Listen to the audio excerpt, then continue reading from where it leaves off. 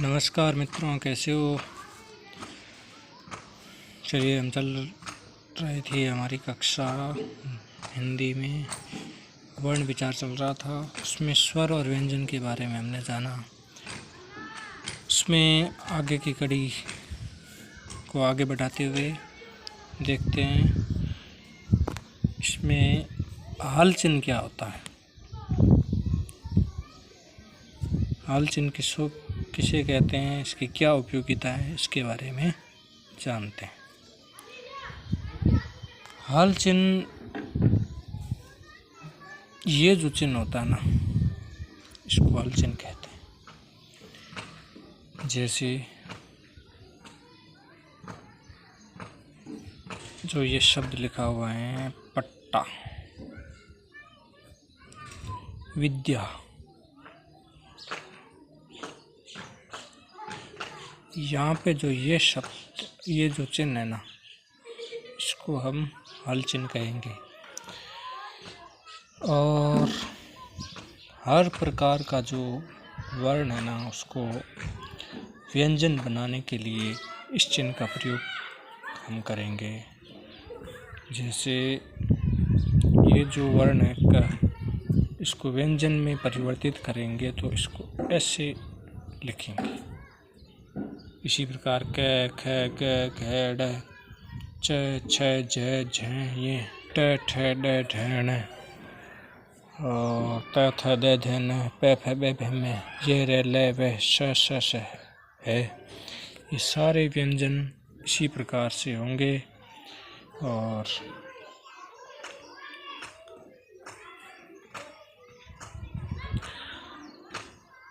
अब हम देखते हैं आगे स्वर युक्त व्यंजन व उनका वर्गीकरण। उच्चारण स्थान के आधार पर देखते हैं कि जो क वर्ग है, इसका उच्चारण स्थान क्या है, उनके बारे में जानते हैं। तो अपना टॉपिक लगाते हैं, स्वर युक्त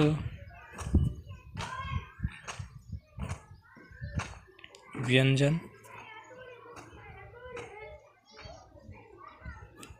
व उनका वर्गीकरण।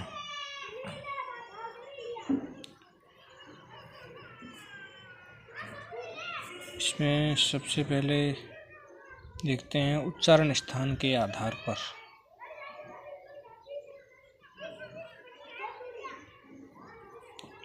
क्या है? उच्चारण स्थान के आधार पर। उच्चारण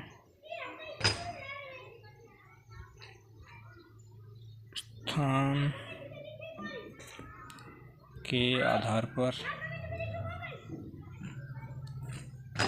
इसको हम टर्म देखते हैं, वर्ग लिखते हैं यहाँ पे।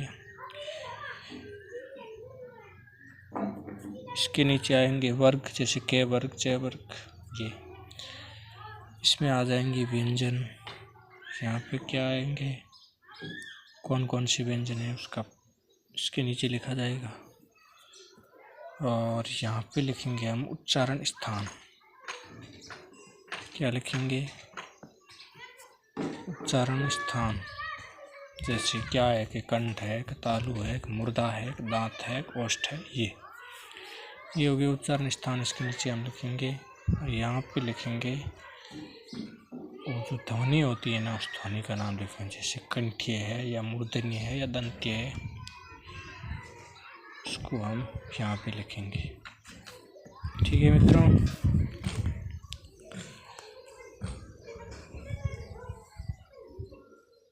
चलिए आगे बढ़ते हैं। यहाँ पे लिखते हैं क वर्ग।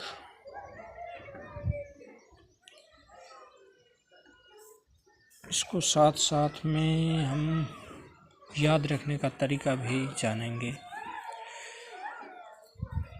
तो इसके लिए सबसे पहले आपको याद रखना है अकुहु विसर्ग।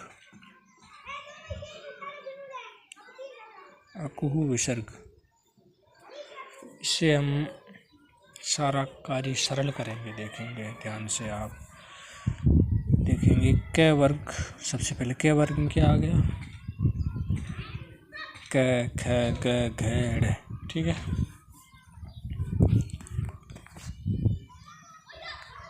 क वर्ग हो गया सारा।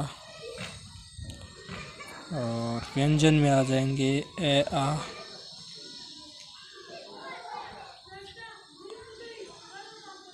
और के वर्ग सारा हो गया।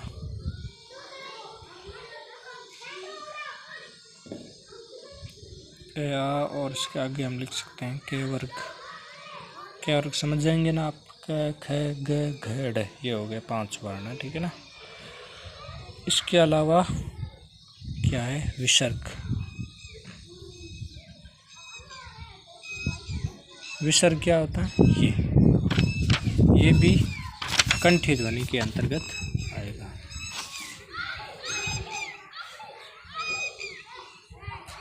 किसमें आएगा, कंठी ध्वनि के अंतर्गत आएगा। तो हम इसके क्या लिखेंगे, उच्चारण स्थान कंठ, और ध्वनि कौन सी होगी, कंठी। समझ गए होंगे मित्रों।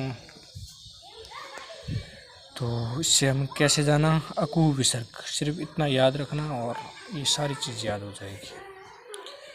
तो ए से हमें मानना पड़ेगा 2 अक्षर, ए और आ, दोनों ही सिमिलर है ना अक्षर दोनों ही, तो ये हो जाएंगे ए से। और कु से, कु के ये ऊ की मात्रा नहीं, ऊ का मतलब ऊ कितने नंबर में आता है, जैसे कहते हैं ना ए आ ई ऊ, 5 अक्षर होते हैं ना तब जाके ऊ आता है ना, तो इसमें 5 अक्षर हो जाएंगे, क ख ग घ ड़, यानी क वर्ग पूरा ही हो गया। कु का मतलब क्या हुआ यहाँ पे, क वर्ग। और इसके आगे क्या लिखा हुआ है, और है हो गया। ठीक है ना, है लिखा या नहीं लिखा, विसर्ग, और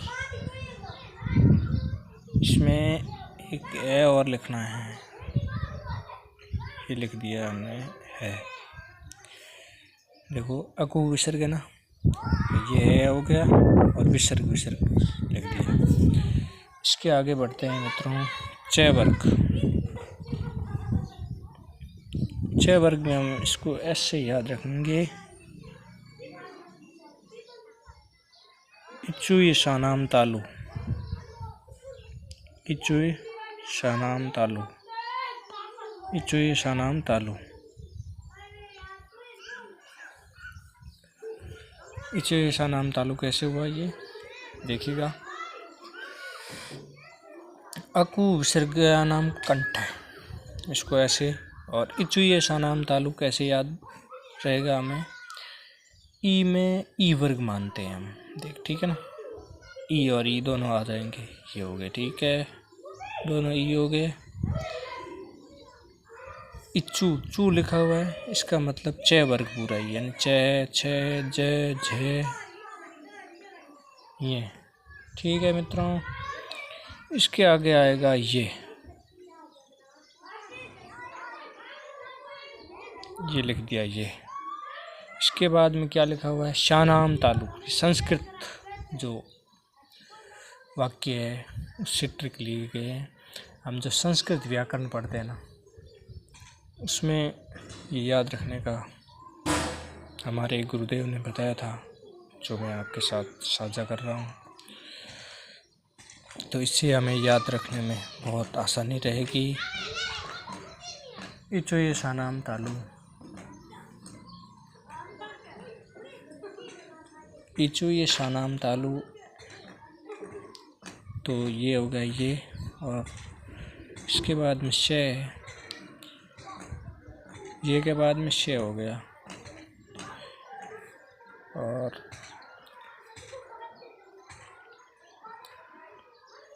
आगे ये तालु, तालु है ही उच्चारण स्थान हो गया तालु। बहुत आसान हो जाता है इससे, सिर्फ इतना ही याद करना आपको, इचोये शानाम तालु, फिर इसको समझना है। ठीक है मित्रों, ये हो गया तालव्य ध्वनि।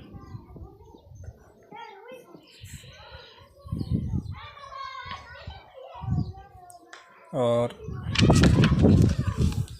आगे के जो उच्चारण स्थान हैं उसको हम अगले वीडियो में जानेंगे। वीडियो में बने रहने के लिए बहुत बहुत धन्यवाद मित्रों, और चैनल को लाइक एंड सब्सक्राइब ज़रूर कीजिएगा, इससे हमें सपोर्ट मिलेगा।